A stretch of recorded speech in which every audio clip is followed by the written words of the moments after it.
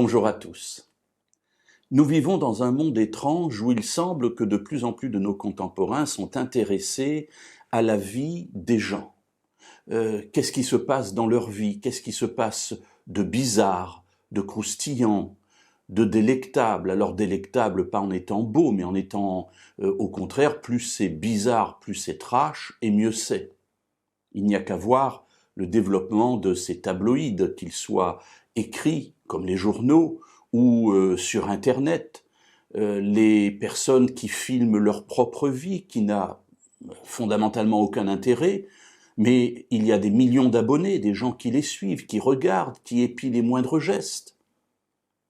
Et souvent, dans les relations qui nous unissent avec les personnes qui nous entourent, eh bien, ces relations sont dépréciées, abîmées, parce que quelqu'un a raconté quelque chose sur nous, ou nous avons nous-mêmes raconté quelque chose sur quelqu'un. La calomnie, la médisance, tout cela remplit nos vies et, permettez-moi l'expression, nous pourrit profondément notre vie. Si quelqu'un a fait du tort, il faut pour autant le reprendre, le lui dire. Voyons ce que la Bible en dit dans l'Évangile selon Matthieu au chapitre 18 et au verset 15. Alors c'est un verset qu'on a déjà eu l'occasion de voir ensemble, mais j'aimerais avec les méditations qui vont suivre donner une autre orientation à cette étude. Si ton frère a péché, dit Jésus, va et reprends-le seul à seul. S'il t'écoute, tu as gagné ton frère. Dans une précédente méditation, j'avais souligné le fait que le but de la répréhension, du fait d'aller vers quelqu'un pour souligner le péché qu'il a commis, ce n'est pas pour s'en délecter et ensuite en parler à tout le monde, mais c'est pour le gagner, c'est pour qu'il change de conduite et qu'ainsi il soit sauvé.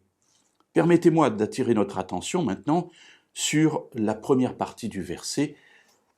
Reprends-le seul à seul. Pourquoi seul à seul?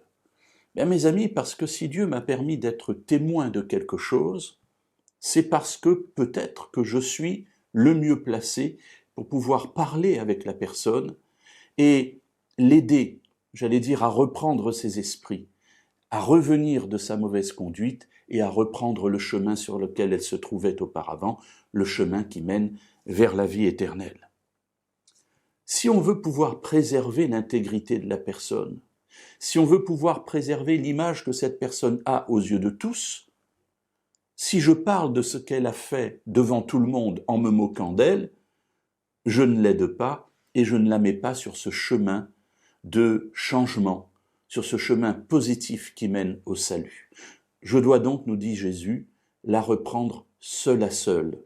Je vais la voir, je l'amène dans un coin à part et je lui dis, écoute, j'ai vu cela, voilà, je ne veux pas t'en faire un reproche, mais simplement te dire, écoute, cela me fait de la peine. As-tu besoin d'aide? Est-ce que je peux t'aider en quelque chose pour que tu ne retombes pas dans cette faute? En faisant cela, je préserve la personne et je la préserve sur une voie qui est celle du changement et donc du salut. S'il t'écoute, tu as gagné ton frère.